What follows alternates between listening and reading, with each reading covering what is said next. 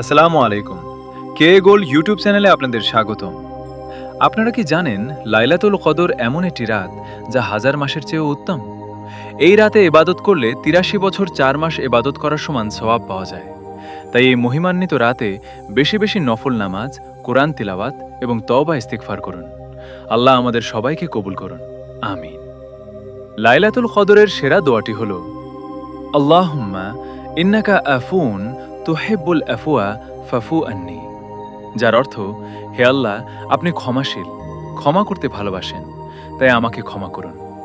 এই পবিত্র রাতে এই দোয়াটি বেশি বেশি পাঠ করুন এবং ভিডিওটি শেয়ার করে অন্যদেরও জানার সুযোগ করে দিন।